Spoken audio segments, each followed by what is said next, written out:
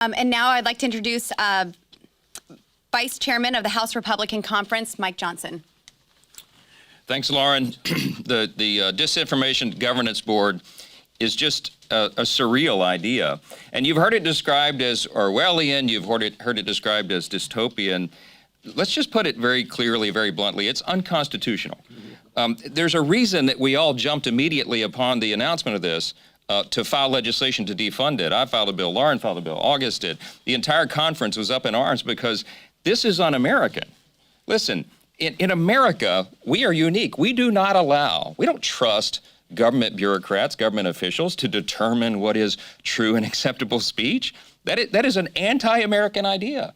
We don't allow the government to censor and silence viewpoints that it disfavors or dislikes. That's not what we do in this country.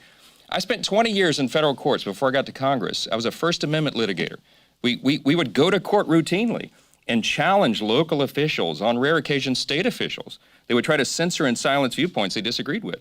These were slam dunk cases, right? We would win these automatically because it's such a well-established principle of the law.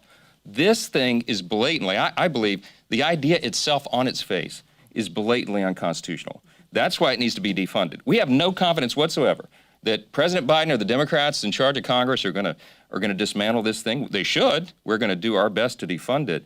But the Republicans are going to work every day to stop this because it is a violation of the letter of the law and the spirit of the law and who we are as Americans. That's just as plain and simple as we can say it.